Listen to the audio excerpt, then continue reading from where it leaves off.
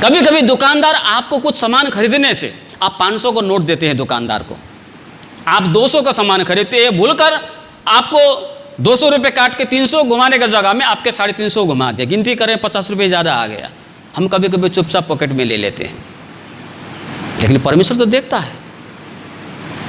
अगर ऐसा भी अवसर आपके जीवन में कभी आए तो वो पैसा आपका नहीं है, वो दुकानदार ने आपको गलती से 50 रुपये ज़्यादा दिया है, वो पैसा आपको लौटाना चाहिए। यह है ईमानदारीता। छोटी छोटी बातों में आप घर में किसी को सामान देते हैं, कुछ खरीदते हैं, खरीदने के वक्त में आपके पास में ज़्यादा आ सकता है, आप किसी को देते हैं, आपको पता चलता है कि यहाँ पर मुझे थोड़ा सा फ़ायदा हो रहा है, उसको रखना नहीं चाहिए। अगर आपको पता चले कि उसको हानि हो रहा है तो हमें लौटाना चाहिए। कभी भी उसे, जो मेरा नहीं है, उसे रखने का हमें कोशिश नहीं करनी चाहिए।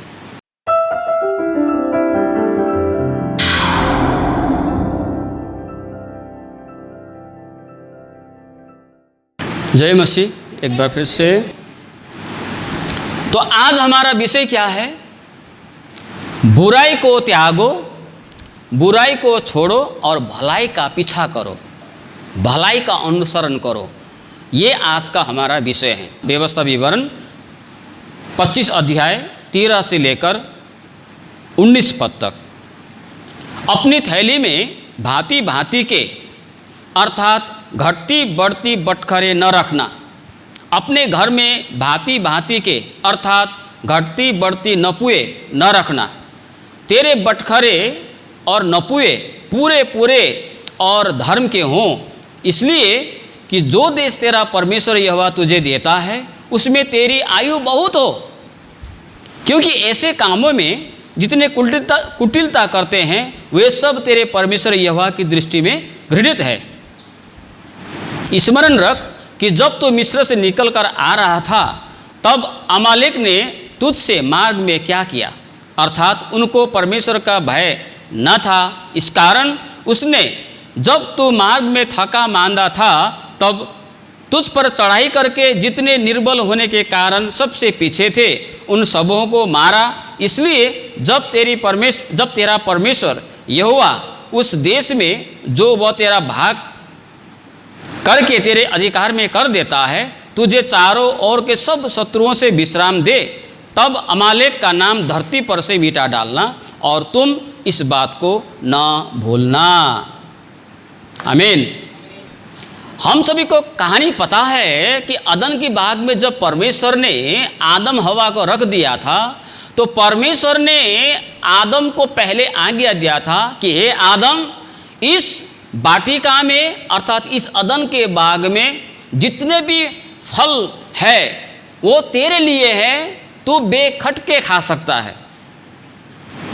लेकिन यहाँ पर एक ऐसा पेड़ भी है जिसमें ऐसा फल लगा है जो भले बुरे का ज्ञान देता है, उसका फल तू कभी ना खाना, जिस दिन तू खाएगा तू मर जाएगा। लेकिन आदम ने क्या किया, अपने पत्नी को बताया, फिर उसकी पत्नी जाकर जिस वृक्ष का फल न खाने के लिए बोला था वही फल तोड़ के खाई और अपने पति को भी दी। इससे हमको एक बात समझ में आता है कि मनुष्य का पास में एक ऐसा स्वभाव है, एक ऐसा स्वभाव पहले से ही विद्यमान है जो भलाई से ज़्यादा बुराई को पकड़ना चाहता है, बुराई के मार्ग पर जाना चाहता है। परमेश्वर चाहता है कि जैसा वो विश्वास योग्य है, पहला कोरिन्थी 1 अध्याय 9 पद में लिखा है परमेश्वर विश्वास योग्य है।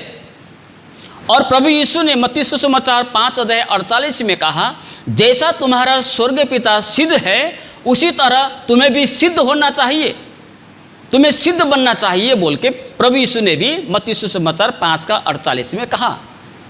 इसका मतलब स्पष्ट है कि परमेश्वर चाहता है कि जैसा वो है उसके संतान भी वैसा बनने का प्रयास करे, जैसा परमेश्वर है वैसा बने। तो परमेश्वर अगर विश्वास योग्य है, हमारा परमेश्वर सच्चा है, हमारा परमेश्वर खरा है, हमारा परमेश्वर ईमानदार है, तो वो चाहता है कि उसके लोग भी ईमानदारी का जीवन जिए, विश्वास योग्य बने, खराई का जीवन जिए। लेकिन मनुष्य के पास में एक ऐसा स्वभाव है जो स्वभाव ही से वो भलाई की राह से ज़्यादा बुराई की राह को पसंद करता है। इसीलिए प्रभु ने सुसमाचार मत्ती में क्या कहा, दो रास्ता है, एक चौड़ा रास्ता, एक क्या है, चौड़ा मार्ग और एक सकरा मार्ग। और चौड़े मार्ग पर चलने वाले अर्थात बुराई की राह पर चलने वाले लोगों की संख्या ज़्यादा है, लेकिन अच्छाई की राह पर, भलाई की राह पर, सकरा मार्ग में चलने वाले बहुत कम है। आज ज़्यादातर लोग बुराई के मार्ग को पकड़े हुए हैं। बुराई के मार्ग को पकड़ते हुए वे बुराई की राह पर चल पड़ते हैं। लेकिन परमेश्वर हमसे ये उम्मीद करता है कि जैसा वो सच्चा है, जैसा वो विश्वास योग्य है, जैसा वो खरा है, जैसा वो ईमानदार है, उसी प्रकार उसके लोग भी छोटे छोटी बातों से लेकर बड़े बड़ी बातों में ईमानदार बने रहे। तो परमेश्वर ने आज यहाँ पर इजरायलियों को क्या आज्ञा दिया? आज का खंड में, पहला खंड में उसने बताया कि तुम्हारे घर में यदि कोई तराजू हो, कोई ढक हो, कोई पल्ला हो, कोई केजी हो, कोई नपुए हो, तो उसका सटीक प्रयोग करना। एक बार मैं छोटा था, मुझे थोड़ा थोड़ा याद है, ये अब्सलोम शिवात के समान मैं था, उम्र था मेरा। हमारा गांव में एक बार बहुत बड़ा झगड़ा हुआ, और इतना बड़ा झगड़ा हुआ कि वो व्यक्ति को दुकान भी बंद हो गया। वो व्यक्ति क्या करता था, शायद आपने भी कभी सुना होगा या किसी ने करते हुए आपने भी देखा होगा। वो व्यक्ति क्या करता था, वो उसका पल्ला होता रहा, वो पल्ला के नीचे वो चुंबक देता रहा, है ना, चुंबक लटकाता रहा, और लोगों को पता ही नहीं चलता रहा। और बाद में किसी ने उसको पकड़ा तो चुंबक का वजन कहते 150 ग्राम था। अब 1 किलो चीनी जब लेगा तो 150 ग्राम उसमें कटेगा, तो चीनी कितना आया हाथ में, कितना आया? अगर 1 किलो चीनी लेगा, 150 ग्राम कट गया तो कितना आएगा हाथ में? तो इस प्रकार से 10 किलो हो गया। तो इतना वो करता था। बाद में पता चलने के बाद में उसको थोड़ा से उसको गांव से नहीं भगाया, और उसका दुकान भी बंद हो गया। वो उस समय का बात है। लेकिन आज आप और मुझे, जिन्होंने प्रभु को पाया है, जिन्होंने यीशु को विश्वास किया है, परमेश्वर चाहता है कि उसके लोग छोटी छोटी बातों में विश्वास योग्य रहे, छोटी छोटी बातों में ईमानदार रहे। अगर हम छोटी छोटी बातों में ईमानदार रहते हैं, विश्वास योग्य रहते हैं, तो परमेश्वर भले ही वो छोटी छोटी बातों में ईमानदार रहने के कारण भले ही हमें हानि उठानी पड़े, भले ही हमें कष्ट की राह पर चलने पड़े, भले ही हमें मुसीबतों को सामना करना पड़े, लेकिन वो बातों को परमेश्वर नहीं भूलेगा। भले हम भूल जाए, लेकिन हमारे आंसुओं को वो स्मरण रखता है। हालेलुया। नीचे वाले खंड में इस बात को बताता है। तो आज परमेश्वर क्या चाहता है? परमेश्वर चाहता है कि हम और आप ईमानदारीता का जीवन जिए, खराई का जीवन जिए, विश्वास योग्य जीवन जिए। लेकिन हमारा स्वभाव क्या है? जब हमको मौका मिले तो हम उस मौका का फायदा उठाते हैं। कई बार हम लोग ऐसा करते हैं। मेरे साथ में जब मैं बस में यात्रा कर, आज से 15 दिन पहले भी मैं एक बस की यात्रा में था, कल भी मैं एक बस की यात्रा में था, उससे पहले भी कई बार। लेकिन अभी 2 एकदम फिलहाल में घटा हुआ घटना, 2 बस का यात्रा का उदाहरण मैं आपको दूंगा, है ना। कंडक्टर मुझसे पैसा कम ही मांगता है, पता नहीं, मुझे आज तक ये बात समझ में नहीं आया। कंडक्टर मुझसे पैसा कम ही मांगता है। वो भूल जाता है या तो कुछ है, मुझे नहीं पता। तो आज से 15-20 दिन पहले मैं एक सेवा में गया था। उस वक्त भी मुझे सिर्फ पूछा है, आप कहाँ जाइएगा? तो मैंने बोला मैं फलना जगह में जाऊंगा। तो वहाँ पर भाड़ा बीरपड़ा से 60 रुपये लेता है भाड़ा। खाली पूछा, लेकिन पैसा तो मांगता ही नहीं, पैसा तो मांगता ही नहीं। मैं उतरने वाला हो गया, मैं बैग उग लिया और बस के गेट पर पहुँचा, पैसा मांगता ही नहीं। फिर मैंने उसको बुलाया, भाई इधर आओ बोल के बुला के मैं फिर पैसा निकाल के, ये लो भाई पैसा, तुम मुझसे पैसा मांगने के लिए भूल गया, मैं बीरपड़ा से मैं बस में चढ़ा था बोल के भाड़ा दिया। कल का ही बात है। उधर से आया, आधा रास्ते में पूछा आप कहाँ जाइएगा? मैंने बोला बीरपड़ा, बस उतना ही। उतरने वाला, चौपत्ती में उतरने वाला था, तब भी पैसा नहीं मांग रहा है। फिर मैंने उसको बुला के बोला, भाई आ जाओ भाड़ा ले लो। मैं घमंड करके नहीं कह रहा हूँ, लेकिन क्या है, मेरे साथ में अक्सर ऐसा हुआ है, कई बार बस के कंडक्टर ने मुझसे पैसा नहीं मांगा, है ना, लेकिन हम लोग कई बार क्या करते हैं, अरे इसके इतना पैसा तो वो कितना बार कमाएगा, अगर 60 रुपया नहीं लेगा तो क्या होगा बोल के हम लोग बस से चुपचाप उतरते हैं। ऐसा कभी नहीं करना। कभी कभी दुकानदार आपको कुछ सामान खरीदने से, आप 500 का नोट देते हैं दुकानदार को, आप 200 का सामान खरीदते हैं, भूलकर आपको 200 रुपये काट के 300 घुमाने का जगह में आपके 350 घुमा दिया, गिनती करें 50 रुपये ज़्यादा आ गया, हम कभी कभी चुपचाप पॉकेट में ले लेते हैं, लेकिन परमेश्वर तो देखता है। अगर ऐसा भी अवसर आपके जीवन में कभी आए तो वो पैसा आपका नहीं है, वो दुकानदार ने आपको गलती से 50 रुपये ज़्यादा दिया है, वो पैसा आपको लौटाना चाहिए। ये है ईमानदारीता। छोटी छोटी बातों में, अब घर में किसी को सामान देते हैं, कुछ खरीदते हैं, खरीदने के वक्त में आपके पास में ज़्यादा आ सकता है, आप किसी को देते हैं, आपको पता चलता है कि यहाँ पर मुझे थोड़ा सा फ़ायदा हो रहा है, उसको रखना नहीं चाहिए। अगर आपको पता चले कि उसको हानि हो रहा है तो हमें लौटाना चाहिए।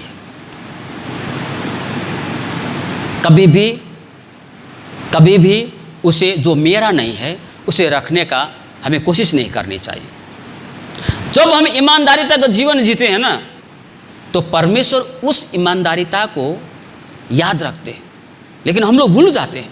लेकिन परमेश्वर को याद रखता है, परमेश्वर याद रखता है, और उसका प्रतिफल जब आएगा समय, तब परमेश्वर उसका प्रतिफल आपको जरूर देगा। हालेलुया। ये प्रभु का वचन है। अगर तू विश्वास योग्य है तो धन्य है विश्वास योग्य दास। ऐसा वाक्य वो आपके लिए, मेरे लिए प्रयोग करता है। इसलिए परमेश्वर चाहता है कि हम क्या रहे, हम विश्वास योग्य रहे छोटी छोटी बातों में। नीति वचन 16 का 8 पद मैं पढ़ना चाहता हूं। अन्याय के बड़े लाभ से न्याय से थोड़ा ही प्राप्त करना उत्तम है। दूसरा शब्द में, धोखे के साथ बड़े लाभ से विश्वासयोग्यता के साथ थोड़ा ही प्राप्त करना उत्तम है।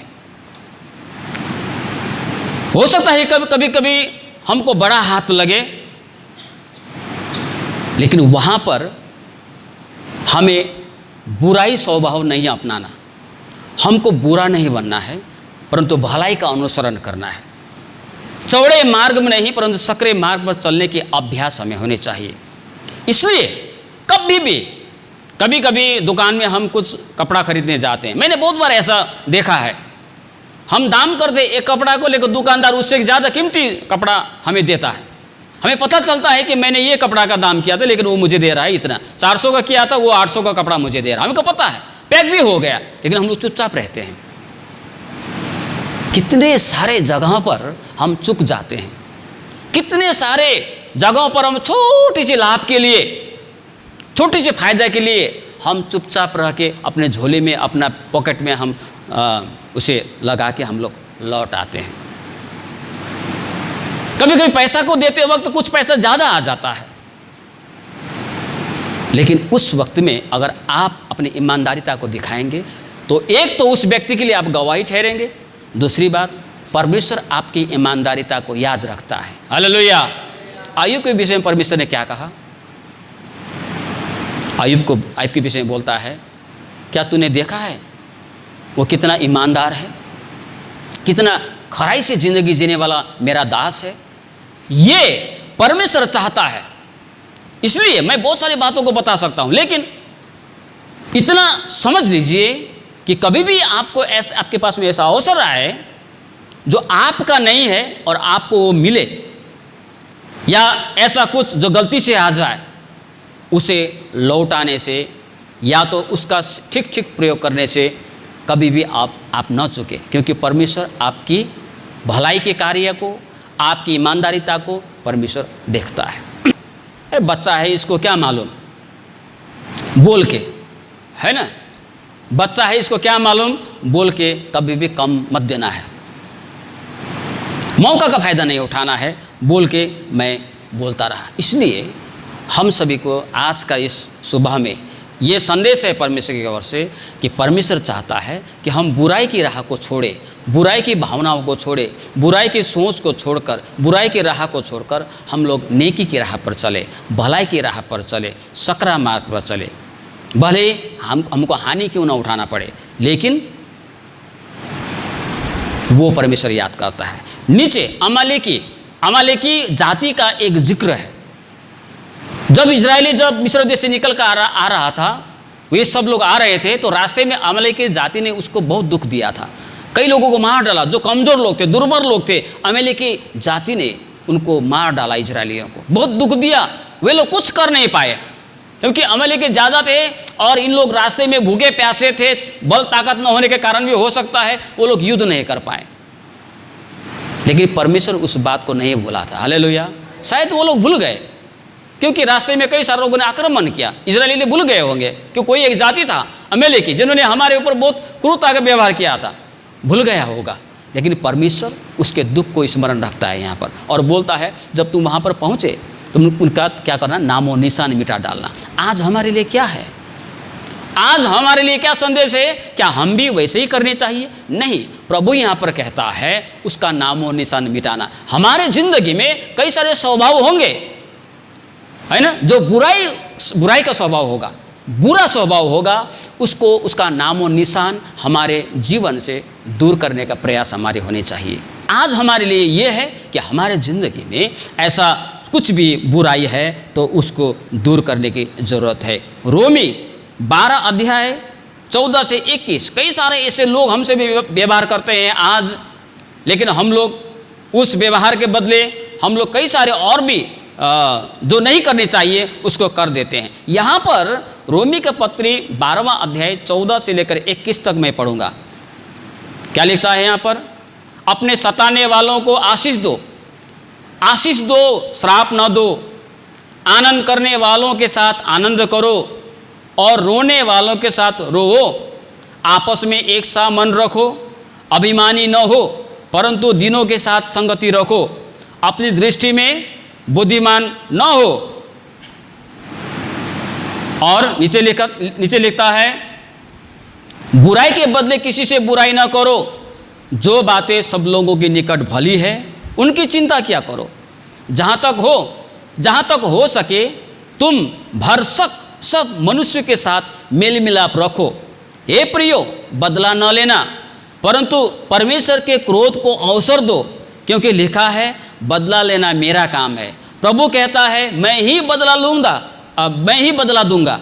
परंतु यदि तेरा बैरी भूखा हो तो उसे खाना खिला, यदि प्यासा हो तो उसे पानी पिला, क्योंकि ऐसा करने से तू उसके सिर पर आग के अंगारों का ढेर लगाएगा। बुराई से न हारो परंतु भलाई से बुराई को जीतो। है ना? हम लोग भाषण बहुत करते हैं, प्रचार भी बहुत करते हैं और हम कहते भी बहुत हैं। जहाँ पर व्यवहारिक बात आते हैं ना, हम लोग वहाँ पर चुक जाते हैं। जब व्यवहार का बात आता है, एप्लीकेशन बोलता, लागू करने का बात आता है ना, वहाँ पर चुक जाते हैं। हम सह नहीं पाते हैं और हम लोग क्या करते हैं, हमारा कोशिश रहता है कि उसने मुझे बुरा किया तो मेरा भी वही। लेकिन प्रभु क्या बोलता है? बदला ना लो। तुम क्या मेरा बेटा का कमाई खा के बेटा मर जाओ बोल दिया बोलता है ना। अपना बोहरिया को, वो बोहरिया खुद पसंद करके लाए थे। वो सास ऐसी हो गई कि उसका छोटी जो बहू है, उसको बोल दिया तुम मेरा बेटा का कमाई खा के जिंदा क्यों है, मर जाओ, है ना। वो उसको कितना चोट लगा होगा ना। लेकिन वो विश्वासी है, वो बोहरिया विश्वासी है। वो बोलती है, उसने कभी भी वापस जवाब नहीं दिया, वो सह के रहती है। लेकिन उसका बड़ी बहू एक है, उसका सामने में वो डाउन है बोलते हैं। वो सास जो है एक शब्द ही बोल नहीं पाती, एक शब्द बोलेगा तो झापड़ा मार देगा बोलता है वो तो विश्वासी नहीं है। हाँ, वो बड़ी बहू के सामने कुछ बोल ही नहीं पाती है, एकदम सामने जाने से भी थर थर थर होती है बोलते ना। लेकिन छोटी बहू, नेपाली में एक कहावत है, जो होचो उसे को मुख में घोंचो, है ना। ऐसा एक कहावत है। इसका मतलब है जो ज़्यादा करता है ना, जो ज़्यादा अच्छी होती है उसी को ही लोग सताता है। बेचारा वो सह रही है ना। लेकिन बड़ी बहू को एक शब्द बोल नहीं पाता। वो बड़ी बहू को बोलेगा तो दे देगा, सासना टास दे देगा, मार एक लगा देगा। तो वैसे है। लेकिन हम जो विश्वास, हमारा विश्वासी का स्वभाव क्या है? हमारा विश्वासी का स्वभाव है ऐसा ही होना चाहिए, है ना? क्या पता वही स्वभाव एक दिन उसके सास की ज़िंदगी को परिवर्तन कर दे। आमीन। ऐसा ही स्वभाव, क्या पता एक दिन उसकी सास के जीवन को परिवर्तन कर दे और वे घुटने में आके प्रभु यीशु को विश्वास करे। लेकिन हम बदला की भावना से अगर भरेंगे, वैसा करेंगे, तो क्या होगा? वो कभी भी प्रभु को नहीं पाएगा और संबंध और खराब हो जाएगा। इसलिए हमको क्या सोचना है? जो कर रहा है, हमसे जो लोग व्यवहार करते हैं ना, कौन देख रहा है? प्रभु देख रहा है। एक जगह लिखता है, भजनकार कहता है, तूने मेरे आंसुओं को अपने कुप्पी में रखा है। किसी एक जगह पर लिखा है, वो हमारे आंसुओं को देखता है, हमारे दुख को देखता है। हो सकता है कि कभी कभी हम सोचते हैं कि कौन मेरा दुख को देखता है, लेकिन प्रभु सब देखता है, देख रहा है वो। और समय आएगा, बोलता है, इजरायली जब तू कनान में जाओ उसका नाम और निशान मिटाओ, क्योंकि उन लोगों ने तुमको दुख दिया था। परमेश्वर को याद है उसने आपके साथ में कैसा व्यवहार किया था, उसको याद है। इसीलिए परमेश्वर पर भरोसा रखे, परमेश्वर पर विश्वास रखे, परमेश्वर को अवसर दे, वही अपना काम करेगा। लेकिन हमारा क्या है? हमें भलाई की राह को चुननी चाहिए, भलाई के मार्ग को चुननी चाहिए, भलाई के शब्दों को चुननी चाहिए। और परमेश्वर जब ऐसा करते हैं तो परमेश्वर हमें अपनी आशीष से भर देता है। नीति वचन 2:7, नीति वचन 2:7 में ऐसा कहता है, वह सीधे लोगों के लिए खरी बुद्धि रख छोड़ता है। नीचे जो खराई से चलते हैं, अर्थात जो विश्वासयोग्यता से चलते हैं, जो ईमानदारी से चलते हैं, उनके लिए वह ढाल ठहरता है। हालेलुया। जो ईमानदारी से जीते हैं ना, जो खराई के साथ में चलता है, जो ईमानदारी के साथ में चलता है, उसके लिए परमेश्वर ढाल ठहरता है। ढाल, आपके लिए परमेश्वर ढाल बनेगा। शायद आप ईमानदार रहने के कारण, आप चुपचाप रहने के कारण, आपके सहने से, आपके भलाई के राह को चुनने के कारण शायद आपके लिए कोई दो शब्द बोलने वाला नहीं है, आपके पक्ष में बोलने वाला कोई नहीं है, लेकिन आपके आगे परमेश्वर ढाल बन के खड़ा रहेंगे यदि आप ईमानदारिता के जीवन जिएंगे, भलाई की राह को चुनकर चलेंगे। हालेलुया। ईमानदार व्यक्तियों के लिए, जो लोग खराई से जीवन जीते हैं, जो लोग विश्वासयोग्यता का जीवन जीते हैं, जो लोग भलाई की राह पर चलते हैं, उसके लिए मनुष्य खड़ा हो ना हो, लेकिन परमेश्वर आपके लिए ढाल बन के खड़ा होगा। ये बातें परमेश्वर आज यहाँ पर वचन में कहता है। इसी नीति वचन 20:7, इसी नीति वचन 20:7 में भी एक शब्द को कहता है। वो क्या है? यहाँ पर कहता है 20:7 में, धर्मी जो खराई से चलता है या खराई से रहता है, उसके पीछे उसके बाल बच्चे धन्य होते हैं।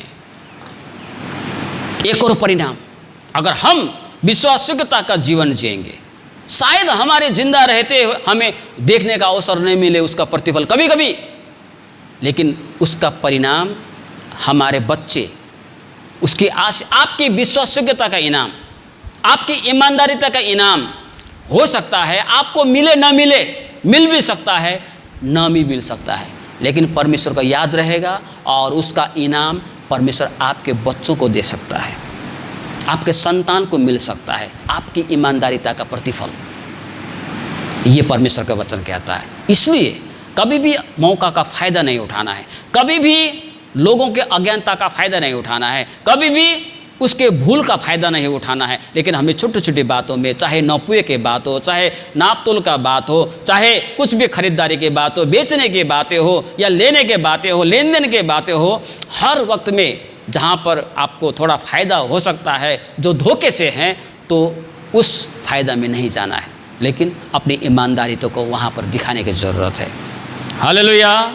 इस तरह से परमेश्वर का वचन में हमको बताया गया है। इसीलिए प्रियो, हमें एक बात को याद रखना है, कभी भी बुराई के मार्ग पर नहीं, बुराई के स्वभाव को नहीं, बुराई के राह पर नहीं, चौड़ा जो है वो मार्ग में नहीं, परंतु सकरा मार्ग और भलाई के राह पर भलाई का अनुसरण हमें करने चाहिए। और जब हम भलाई के अनुसरण करते हैं, ईमानदारिता का जीवन जीते हैं, शायद कोई हमारे पक्ष में हो ना हो, कोई हमारे साथ में हो ना हो, किसी को याद ना हो ना हो, लेकिन परमेश्वर को याद रहता है। परमेश्वर हमारा पक्ष में खड़ा होगा जब ऐसी समय आता है।